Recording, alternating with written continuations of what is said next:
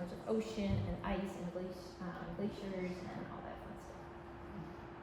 So as such, you can already imagine, for me the atmosphere is sort of my bread and butter, but it's not just what's happening within the atmosphere, but it's also how the atmosphere interacts with all the other parts that makes it complex.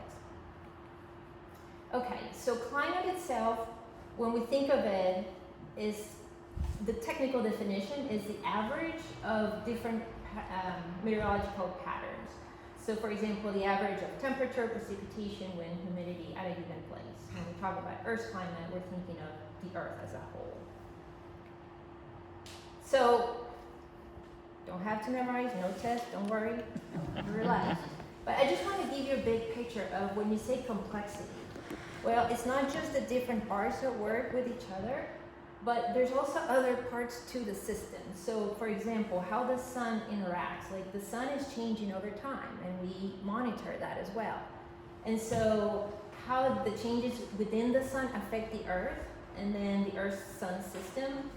There's also in terms of motions of the planet as a body within the universe have an impact on climate. How much the term we call albedo is basically how much of the sun's rays that reach the surface reflect back to space. And depending on what kind of surface you have, whether you have ice or whether you have oceans, that number is going to be different. And so, you know, again, I'll go back to when we were talking earlier about energy. Our main source of energy is the sun. So the question is, you know, how is that energy that we do get every day, whether we want it or not, which we do want it actually, how does it interact with the whole system? And we can change that. So it's sort of a rebalancing of all those rays that come from the sun, how they sort of mix in within the Earth system. Then there's atmospheric composition, different gases like chemical molecules per se that affect how the sun's rays interact, how they reach the surface, the greenhouse effect that you probably have heard of. Then when you start thinking about, well, it's not just what the makeup of all of this is, but then it's how things move around, right? So then things start, you start in one location and then you see things moving to another location. And so there are currents within the ocean itself, currents within the atmosphere, and then there is an interaction between ocean and atmosphere as well. Then there's the biosphere, which is another part of it, and then there's also plate tectonics and volcanic eruptions. So there are a lot of parts to the system, and so when people go, well, you can't even predict weather, you know, the next day. Well, think about all the different parts that you have to get right in order to be perfect. Like if you want to mimic Mother Nature, you have to get all this right. I don't think we're ever gonna get there. We'll get better at it, but and so this is just a quick example. So I'll show you a lot of pictures from some of the travel that I've had the privilege to do. And this is on one of the aircraft campaigns where we flew pole to pole, sampling the Earth's atmosphere from the surface to about 30,000 feet, and we got to almost 50,000 feet over the tropics. So these are views that I took of different parts of from the aircraft. But this is just wanted to depict you the difference between what weather is and what climate is. And yes, I am giving you a snapshot of a picture, or just a picture for each of these terms. But what I want to show you here, short term is, you know, clouds, beautiful rainbows that form. It's just something that's happened more instantaneously. What I mean here when I say climate, what I'm showing here are glaciers over Alaska. And these glaciers several years ago used to go all the way to the ocean, and they're retreating over time. And this is what we're seeing at this point. If I were to go, these pictures were taken 12 years ago. If I were to go back to these locations, they would probably look even shorter, more receded into the land. All right, so now how do we study climate?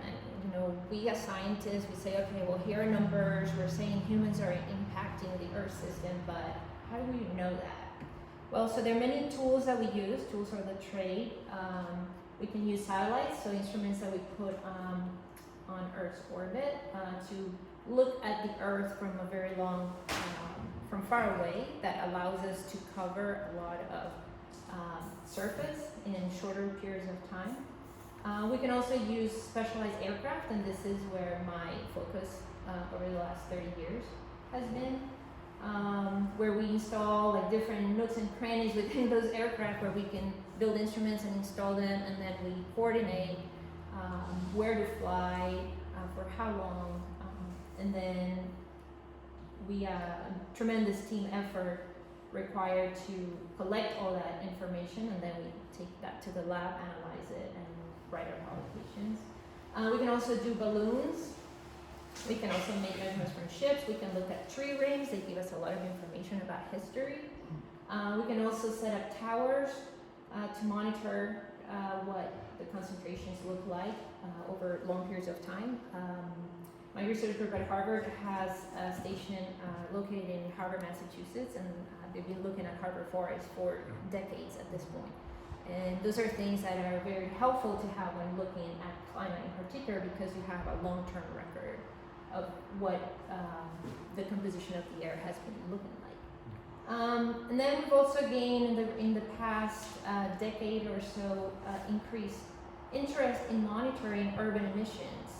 In the past, it has been much longer scale that we were focusing on, but now we're seeing there's a lot of emissions that we can capture like within a street level to this point. And so we take instruments and we actually deploy them to different locations. We can also look at sediments, obviously, pores. And then all this information that we collect from all these different ways of observing the system, we then feed them into what we call global circulation models. And so these are the models that we use to forecast what things are going to look like. So when we say, oh, it's going to warm up by this much, this is where it all is coming from. So it's a combination of our understanding of the physics in a mathematical form, but it's also fed by all the observations that we have so far. And so this is a depiction of the current status of what global temperatures look like. So we have been since roughly 1850s what we're using as our sort of like point zero for the pre-industrial era. And so we've had a lot of observations throughout the Earth, throughout the surface, not located everywhere equally, but at some locations where we have been able to monitor temperatures on the ground for over a decade, or a century in this case. And so these are different models that are used to put together all the information and then extrapolate some into the future. But some of this is based on observations, this part here. So the first thing when you look at a plot like this, without even knowing what the plot is like, right? You have x-axis, this is time, and this is some variable that's changing over time, time increasing in this direction. What you can tell is, well, this is flat, that looks pretty stable, and then suddenly, well, there was a little uptick here, and now we just took off. Where are we going there? So this is our current time, so last few decades in Earth's history. So what we're seeing is an unprecedented climb in temperatures around the globe. Now, just as I said earlier, this is a change that has been measured throughout the globe with the aid of some models, because we can't measure everywhere on Earth, but we use models to bring together points that are nearby and sort of create this mosaic of temperatures. And so for the last 50 years of change, this color here corresponds to how much warming. So the warmer it's gotten, the redder, and the cooler, the bluer. And so you can see that when you're looking from a regional perspective, there's a lot more warming that's happening over the Arctic region, and then followed by where you see most of where humans live on land masses, and then less of that over the oceans, and then even some cooling that over here. So when you talk about global warming and surface temperatures increasing, the number that you get here, it's an average of all of this. So whether you live here or here is going to be different for you locally, but as a whole, when people tell you, oh, average, we're headed towards 2 degrees, so now you know what it means. It's an average of the whole globe. When I was teaching in grad school, one of the students, I remember saying, oh, so that means that we're not going to get any more snow in Boston. That's great. Who wants winter anyway? We're like, well, that's not how climate change works. Doesn't mean that, plus 2 Celsius means plus 2 Celsius everywhere. It means that actually it's a dangerous thing, right? If you think in a mathematical perspective, if it's an average, it means that some places are going to be even more than that number and some others are going to be even below that number. And some locations might find themselves right at that average. And so there's evidence, and probably won't bug you too much with this, but I just want to show you that there is evidence that, or measurements that we have here that show, in this case, this is a trace for temperature increases, just like I showed earlier. And this is a trace here that shows you what the sun has been doing, so output from the sun. So if we think, well, all these increases in temperatures that we're seeing, we're not saying what that's due to, we're just saying we're seeing increases in temperature. We're saying, well, maybe this is because the sun is getting hotter, right? Good. If that would be natural variability. But the sun is not getting hotter, so we have evidence that we're looking at the input of the energy coming out of the sun, and it's not happening. So now it's sort of like a detective work. It's like you have the evidence, the crime scene is in front of you, and now you have to reconstruct it and see, what drives what part of it. And so similarly, we have a concentration. This is observations of my favorite molecule, one of them, actually. A lot of my work is focused around studying concentrations of carbon dioxide in the atmosphere at higher altitudes. We have set up locations throughout the globe. In this case, I'm showing you stations on the ground at the South Pole, American Samoa, which is in the Southern Hemisphere, Hawaii, and Barrow, Alaska. And we have been constantly, since the 1970s, actually they go also a little bit earlier in some locations, have been measuring CO2 in the atmosphere every day. And this is what we're seeing. Things are changing. So if you look at it from the perspective of just a plot, it looks like there is a line and it's just going high in this direction. Well, this direction is time, and this means that you have more here than you had there. And so we're seeing in CO2 by itself that there are changes and things are going up over time. I can dwell more into some of the details if you're interested, but I probably won't spend too much time doing that, as to like why you have these wiggles and why the yellows are bigger than the greens. We have an explanation for all of that. None of that is unknown to us. But I want to save some of your mental focus for some fun stuff too. And this is another interesting one. A lot of people, especially those who don't believe that humans have much to do with climate change, go, well, but climate has been changing for centuries, for thousands of years in the past, and it is true. This is a record of CO2 concentrations and temperature changes for the past 800,000 years that were extracted out of ice cores in Antarctica. So you go there, you drill holes, and you very carefully extract them and very carefully sample and analyze them in your lab. Every little layer within this core is a time step in history. And so you can analyze at every point within the depth, it corresponds to like one tick within this plot. But what we do see are two things. One is you see CO2 is going up and temperature goes up. CO2 goes down and temperature goes down. And so that tells you, well, of course it's getting warmer because there's more CO2 in the atmosphere. So yeah, exactly. Or is it the other way around? We don't know. We believe that CO2 is the driver, not that temperature is the driver. But the other thing that's interesting about it is that this is present time. This is us humans producing massive amounts of energy for survival. And so if you look at it right now, we stand at 420 parts per million as the unit that we use for CO2. And it has not been this high in the last 800,000 years. So it's not just the number itself that's so high, but it's the rate at which it has happened that is coincident with us being here. So those two pieces of evidence, this is just looking at face value, just tell you, it's hard to believe that humans have no influence on climate when we're seeing what we're seeing here. One of the great stories in the community that I've been part of has been the story of the stratospheric ozone hole. You've probably heard about it over Antarctica. In the late 70s, we started discovering that there was a thinning of the ozone. So we were losing ozone molecules over Antarctica during mostly springtime in the southern hemisphere. And it was getting bigger and bigger with time. And the concern was, well, there's not too many people that live there, so who cares? One way of looking at it. However, thinning of the ozone layer, what really means is that more of the UV rays that ozone absorbs, which is what protects us, so it's our sunscreen essentially. So with fewer molecules of ozone there, more of those UV rays actually reach the surface. And so we started seeing that happening. These are plots from Antarctica. We're also, and you see that here. So this is a function of time and concentration. So you just see, we start measuring fewer and fewer molecules of ozone as a function of time over Antarctica. And then we also started seeing that over the Arctic region. And so studies that we pursued to understand what was the chemistry driving this process reveal that it was the release of chlorofluorocarbons, CFCs, into the atmosphere that were used as refrigerants.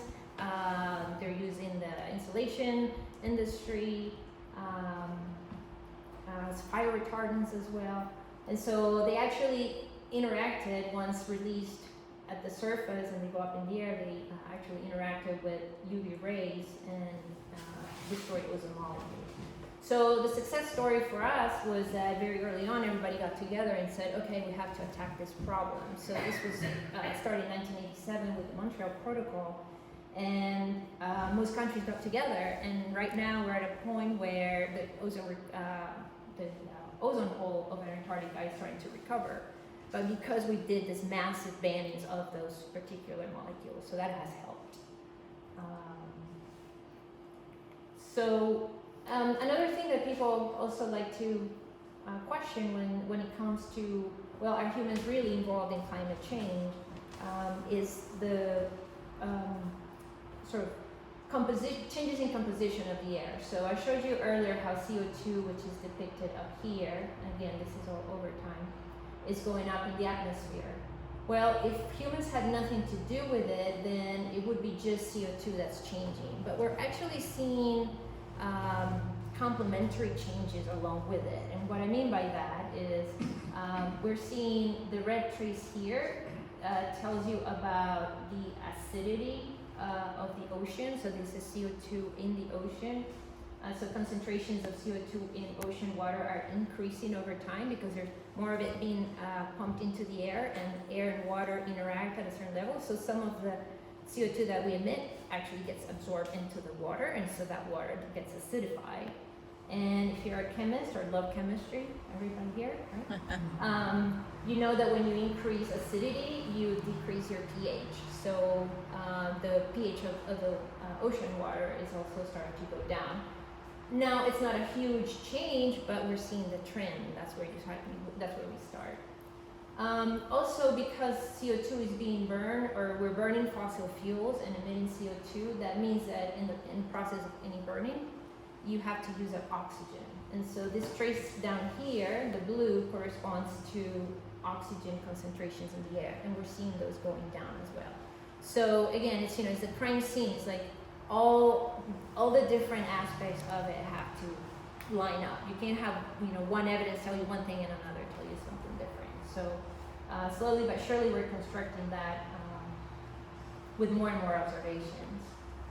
And this is another important one that I thought was helpful to share with you, and that is, okay, so you have all these observations, and how do we, I'm still not convinced that humans had anything to do with climate change. Okay, fine, fair enough. Well, here's another piece of evidence for you to digest. And so that is, these are different plots of models. So the black trace here corresponds to the observed changes in temperature. And what we do with models is we try to see if we have the chemistry and the physics right, to see if we can match the observations, right? And so what we do is, okay, we'll run all the models that we know, and not all the models are perfect, so that's why it gives you this variability in terms of the spread of the data. but they all seem to indicate, you have the big trend. Again, this is climate. Weather is going to be each of these little wiggles, even within a shorter time scale than that.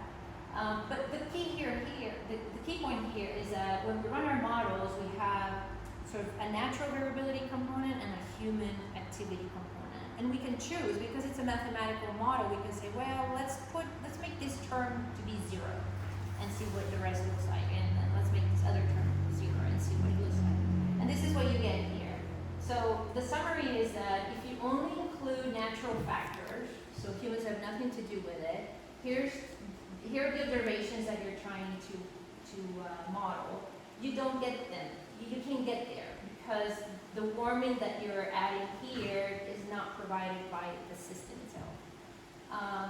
Similarly, if you say it's all human-based, you get this answer, and that is, if you don't include natural variability, which sort of changes a little bit of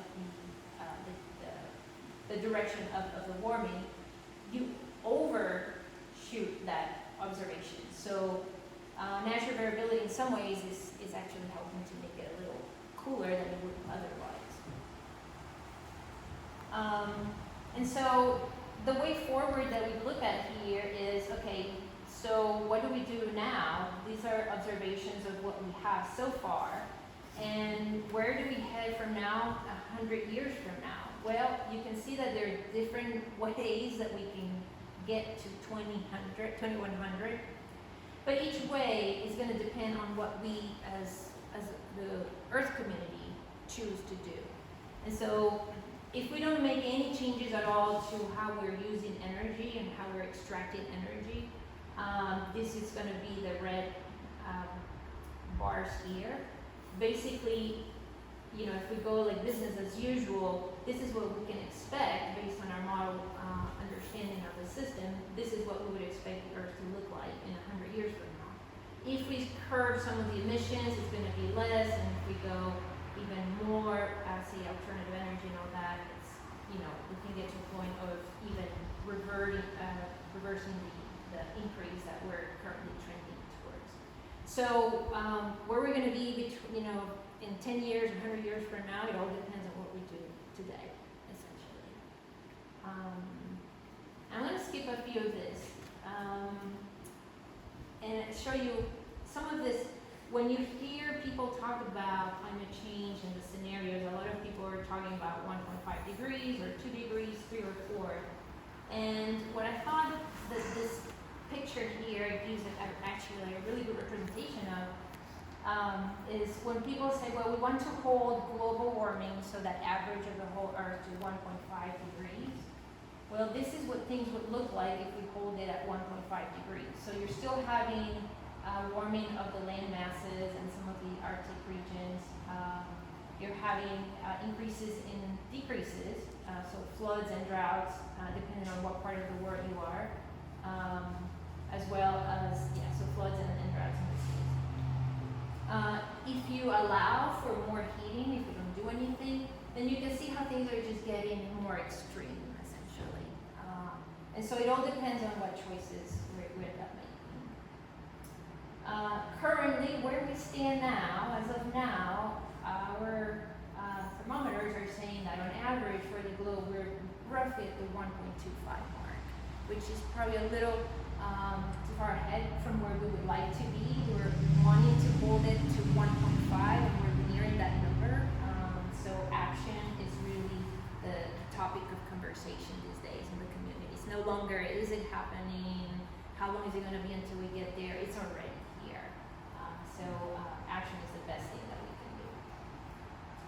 Okay, now I want to share with you, now you know everything about climate change. Now you know everything I know.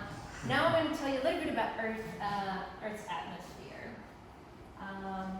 Perhaps not too much, except, we were talking about this earlier actually. So temperature, as you go up in the mountains, it gets cooler. As you go high in altitude, and then this is where your ozone molecules live. So this is where that sunscreen we have is, and ozone is formed by absorbing UV radiation. That's why it heats up this layer of the atmosphere, so it gets warmer. And then it gets even colder higher up, and then we go into space. The area that I'm interested in studying, or that have been doing it for a few decades, is this part of the transition of the air that we emit at the surface and how it goes into the stratosphere, and then how it gets distributed throughout the world. So this is a cute depiction here. So this is these are the altitudes where the work that I do are focused on. So roughly in thousands of feet, we're talking about 40 to almost 70,000 feet, which is about twice as high as commercial aircraft fly. That's why we need specialized airplanes to get us there. Now, okay, here's a really fun fact. Randolph, this is where we are. Okay, so if I take you back for a second, I told you here about where the atmosphere, how the atmosphere is divided up into layers. So if I look at, the depth of the atmosphere, just to give you a perspective for how deep the atmosphere is. So about 30 miles, if you just take 30 miles vertical, it puts you roughly at 99% of the air. So most of the atmosphere is below you. If we go to about 55 miles up in the air, you have practically all the atmosphere below you. But we don't like just practically, we like just go all the way. So roughly if you go to 75 miles, you're in space, essentially. So what does that mean? Like those distances look, I was like, oh sure, the stratosphere, that's pretty high up, or space, that's pretty high up. Well, let's put that in perspective. I said, it's fun exercise. From Randolph, New Hampshire. So where does 30 miles put us? So if you were to take a horizontal distance from Randolph and just move it vertically, right? Or vertically, just move it horizontally. So roughly 30 miles will put us in Conway. So between here and Conway, if you take that distance, you got most of the atmosphere contained within that distance. So now let's go a little bit further out. So I had to look it up. So roughly Wyndham, Maine, it's about 55 miles. Thinking like Bee's line, right? So if you go from Randolph, take the distance here, you're pretty much 99.9999% of the atmosphere is below you. And just because we want to know where space is, that's in Biddeford, Maine. So if you were to go from here to Biddeford, if you go past Biddeford, you're in space. That's it. You're gone. We lost you. And I'm sure it'd be fun. But all this to say, this is just a zoom-in version of it. But I'm going to put it in the context of the U.S. This is the distance that you need to travel to go to space. It's not much. And so when you think about it, how much is happening within that distance between the surface and space that we are affecting, not only from the perspective of what we're emitting, but how things are moving around the globe. The atmosphere is so thin. A friend of mine once told me, it's like, one analogy is essentially the atmosphere is to the earth as the skin of an apple is to the apple itself. Yet the atmosphere is so powerful because it connects worlds away, right? I mean, we can smell wildfires from Canada, like, British Columbia, all the way here. And so you know that things are not disconnected. And so a lot of energy gets moved around through the air that we breathe and where, life happens, really. And so some of the fun stuff that I get to do is basically look at composition and circulation in the stratosphere. And to do that, I play with cool toys. So these are the planes that I have had the privilege to work with. This is the high altitude, the NASA ER-2, which is a U-2 spy plane. They fly, officially they can tell us up until 70,000 feet. Anything below that, above that, they can't tell us because it's classified. So whenever we fly with the crew, they just tell us, we ask them to go as high as possible, and like 70, that's all we can do. We can't go any higher, even though we would love to go higher. You gotta ask, right? All I can say is no. Okay, fine. Then I had the opportunity to work with the Global Hawk, which is an unmanned aircraft, which can be up in the air for 24 consecutive hours, which is one thing that no other airplane can do. And it has allowed us to do some very exciting science in very remote locations of the world that we couldn't do otherwise. And then I had the opportunity to work with the Gulfstream 5, where we actually took this trip essentially pole to pole and sample Earth's atmosphere. My first love was the B-57, which is also another high altitude plane. Doesn't fly as high as the ER-2, but still does very cool science. And then we got the opportunity to work on a project with a Sherpa, which is more of a lower altitude aircraft. So some of the fun stuff that we do is, here's an example of it. So this is the Gulfstream 5. So we started in Colorado, which is where the aircraft is based, and so we did this tours around the world, up and down the Pacific to as far north as 87 degrees north, and then 10 days later we were at the edge of Antarctica, which was really pretty cool. We did stop along the way because we had to refuel. We couldn't just fly straight. The Earth is still a pretty big planet. But what we did in the process of flying from point to point was we would porpoise essentially. And so like we would start, at any location, and then we would literally go up and down, up and down. And as we moved up and down with the aircraft, we had 22 instruments on board, and they were all measuring different chemical molecules along the way. And so we were all responsible for different chemicals. So essentially, it's kind of like doing a blood test, right? They measure different parts of your blood. That's what we're doing with the air. We're just measuring different chemical compounds. And I was part of an instrument that measured greenhouse gases concentrations. And just quickly to show you, this is what our data look like. So you see different colors here. The colors correspond to concentration. So you can see at this altitude higher up, at this latitude, so this was roughly subtropical regions, we're seeing enhancements in carbon monoxide, which is a chemical that tells you that there's pollution. So it's from incomplete combustion that happens. Now, one can say, okay, well, you see high CO, okay, well, what's the big deal? Well, the big deal is that we're seeing it here, right in the middle of the ocean, where there are no sources of CO. So that tells you that it's just air that's moving across the globe, and it's coming from some places and going to others. And so this is another project that I work with, which was with the Global Hawk, and in this case we were sampling this part of the atmosphere. So these are the tropical regions that are very difficult to access because there's nowhere to land essentially.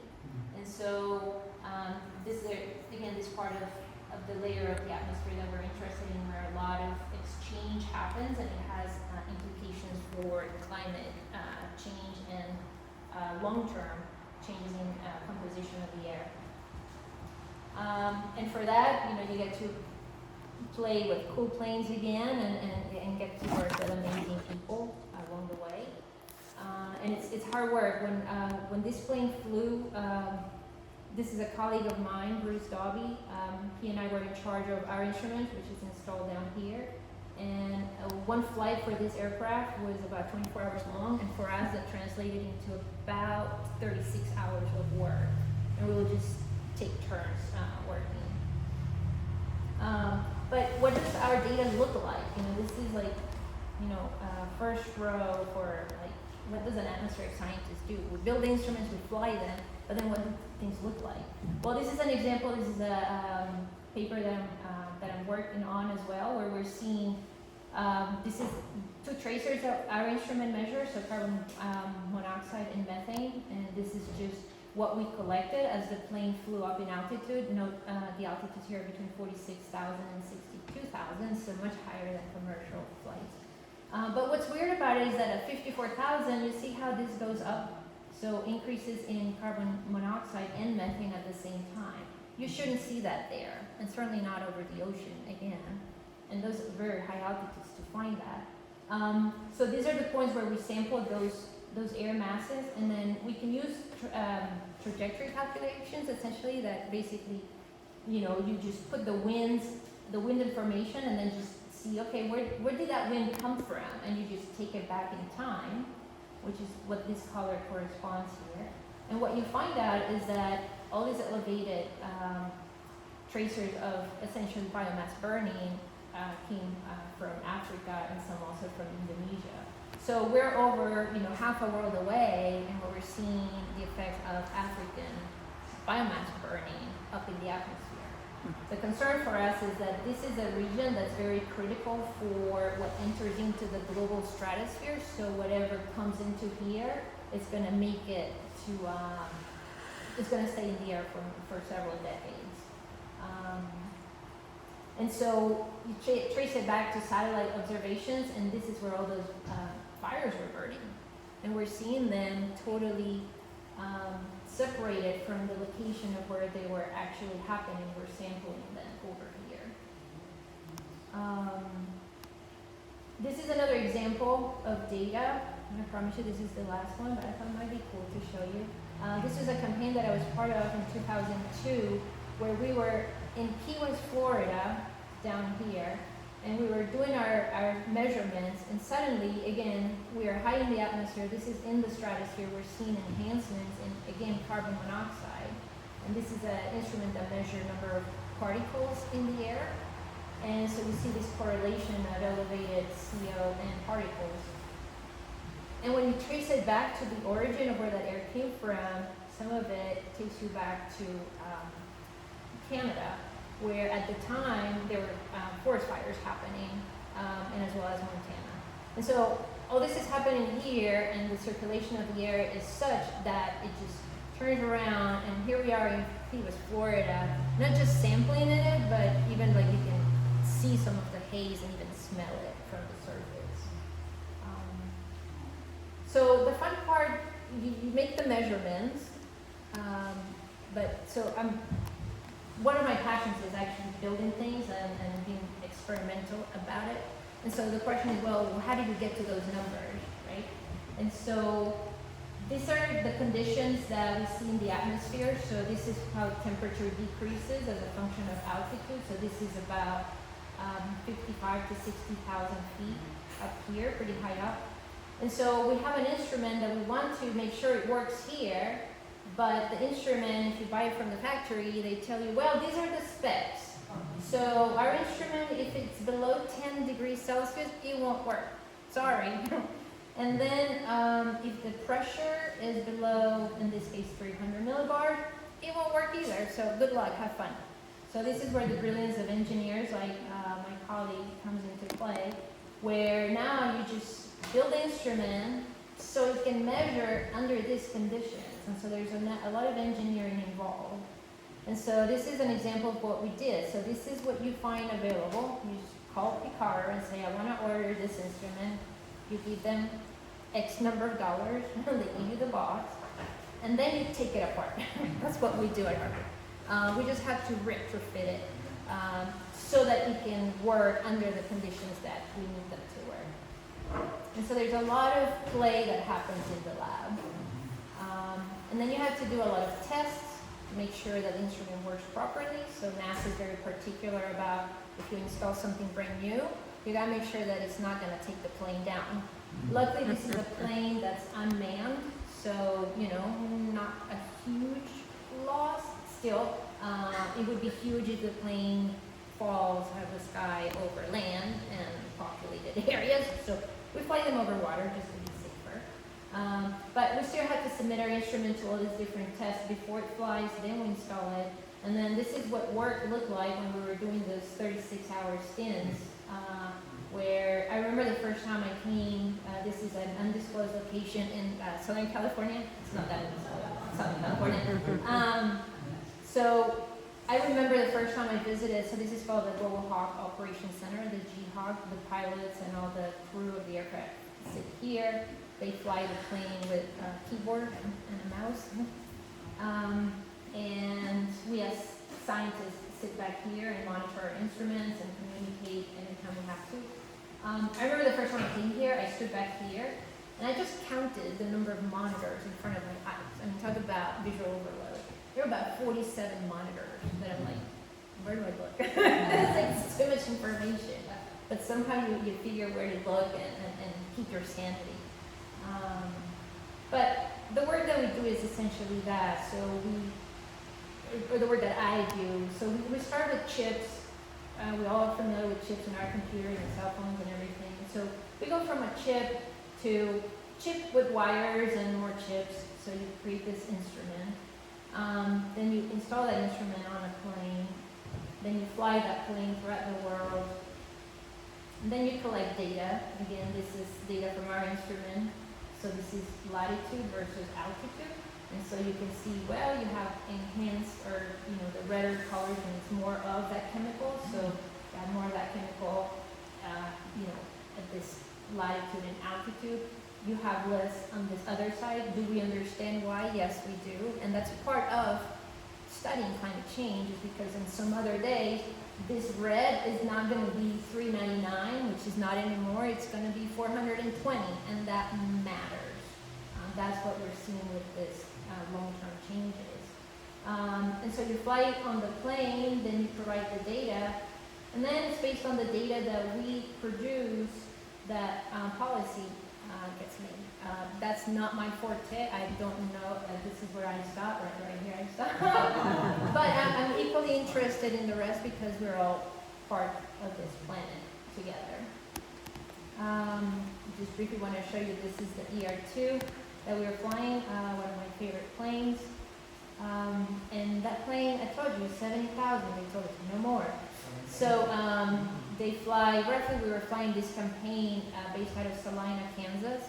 And we were studying what the impact of all these storms that are happening nowadays that are so violent. They're injecting, our hypothesis is that they're injecting a lot of the air at the surface, which is very polluted, straight into the stratosphere. And so it's a short circuit to what it would normally happen otherwise. So we're wanting to see what all chemicals are coming in a matter of hours instead of months and years, which would be otherwise. In just a matter of hours, what's coming through the storms. So we were doing all this sampling at those high altitudes. And so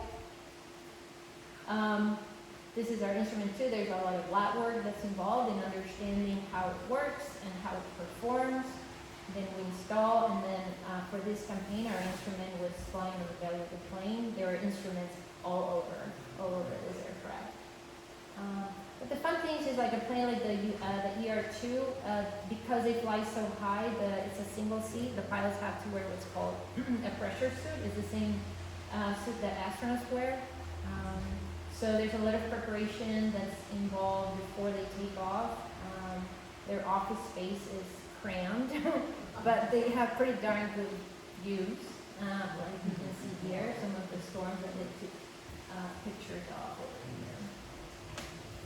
And so why it matters what we do with the aircraft is because it's just a bridge to other types of measurements, like satellite measurements. So right now, our group is working on building an instrument that's going to be launched into space hopefully next year to measure methane concentrations, focusing on methane concentrations. And that's part of an approach to, if we do want to limit the impact of human activity and changes in the climate, we can't just tackle CO2, which is something that a lot of people hear, oh, CO2 is bad. It is, but there are other ones that are also bad that we can tackle and can get more out of mitigating those on a shorter time scale than CO2, and methane is one of those.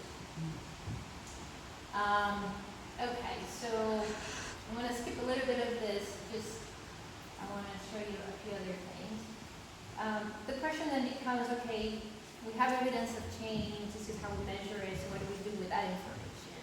And what we do with that information is what I summarize in here as the way forward. I think it all starts with awareness and connection. We just have to be aware that it's happening, not just put, be blindfolded and ignore what is actually happening. And this information is a big issue, not just with climate change, with a lot of topics. I think it's human nature in some ways. But it's our responsibility for those of us who are doing some of this work to help and just share what we do know, and that's why I'm here, and I'm delighted and honored and appreciative that you're here listening. because it's part of how we move forward. And in terms of specifics, well, what can we really do? It really is about thinking, okay, on a step-by-step basis, where is the energy that I'm using today coming from, and what I can do on a small scale. There have been a lot of changes in how we're using energy as a result of the last 2-3 decades of us understanding climate change. There's shift into renewable energies and all that, and it's all been very positive. Unfortunately, it's not enough, so we just have to pick up the pace as a global community to contain things. And this is just an example where, renewable energy is now sitting at about 12% of our total energy sources, which is great. It was close to nothing before, so we're making progress in that direction. I mean, it's infrastructure and also changing mentality and lifestyles that are going to have to govern some of the changes that we're going to have to see happen. And I think this will be posted, so I'm not going to spend too much time, but there are a lot of organizations online that we can follow and not just keep it local, but also on a more national and even global scale of action, but emphasis on the action. And then this is the last bit that I want to share with you, and this is the sort of like that inspiration question that I was talking to Mary and to Sarah about that. Why do we care about any of this? What's the ultimate message here?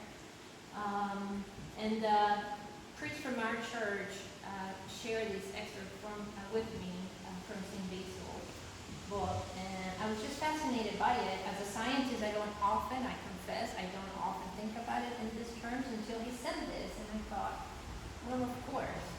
And I just want to share it with you and read it out loud, just so we can all hear the words that say, "Created world is really the school where reasonable souls exercise themselves, the training ground where they learn to know God, since by the sight of visible and sensible things, the mind is led, as by a hand, to the contemplation of invisible things." We're just humans who just want tangible things, and we want to see, and we just want to know that it exists. And sometimes we can't see it or touch it, but we know it exists. And to me, this is a beautiful summary of how God talks to us, of how he shares life with us. But it's really up to us to see it, even though we can't see it. We can still see it through our hearts. And I think it's an important message of humility and of inspiration that, we can touch a tree, we can smell the roses, we can enjoy the rain, but it's all really connected. We're part of something that's bigger than just us wanting to charge our cell phones today. So there's a bigger scale. And then talking to Mary, we were discussing, you guys were talking about John Philip Newell's, some of his prayers. There was this one that inspired me, and I wanted to share this one as well with you. It's the opening prayer from Sunday, from the Celtic benediction book, that reads, "I watched this morning for the light that the darkness has not overcome. I watched for the fire that was in the beginning, and that burns still in the brilliance of the rising sun. I watched for the glow of life that gleams in the growing earth, and glistens in sea and sky. I watch for your light, O God, in the eyes of every living creature, and in the ever-living flame of my own soul. If the grace of seeing were mine this day, I would glimpse you in all that lives. Grant me the grace of seeing this day. Grant me the grace of seeing." And I would personally add the word every day. Grant me the grace of seeing every day. It really is a spectacle in front of our eyes of what we experience on this earth, and we shouldn't take it for granted. And then a dear friend of mine who's grandfather passed away many years ago, shared some of this poetry with me. He was a cowboy in Southern California who, by my French recollection, he was not a man of God. He never stepped in a church. My friend never heard him talk about God or religion, for that matter. But he had a very deep sense of connection, a natural connection, an undeniable connection that we all humans have with not just Mother Earth, but with life on Earth.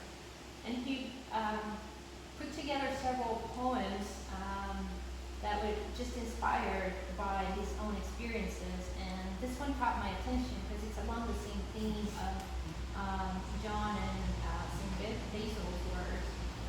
And this one is called My Friend the Owl, and I'll share it with you. And it reads, as the years went by, a wise old owl roosted in our tent, and as I worked around, he would call to me, saying, look up, man, look up. There's so many beautiful things to see. Variety is the spice of life. That's what keeps us sane. No two moments are alike. No two sunsets are the same. Oh, if I had listened more to what the old bird had to say, I would be a wiser and better man today. And I think this goes back to the idea of we just need to open our eyes and see what's out there. And while maybe a responsibility, at least by our connection to with nature and God within nature, it's our responsibility to take care of it and protect it. So why do we care about climate? And in my mind, it's because through it, I find that we find ourselves, we find each other, and through it, we also find and reunite with God. So from Randolph, in this beautiful little town in New Hampshire, found this beautiful picture of Mount Jefferson. This is the connection. We're all together in this planet. Some of you were alive when this happened. I wasn't. But nonetheless, I still, it's like one of my most inspiring pictures to see. It's just a reminder of how little we are, yet how powerful. And last but not least, just thank my family for their support. My dog, German Shepherd Lena, and my husband Jason, who just put up with all my crazy hours. And whether I'm traveling or not, they're always there to welcome me and share life with me, no matter what. So we certainly can't do it by ourselves, and that's part of being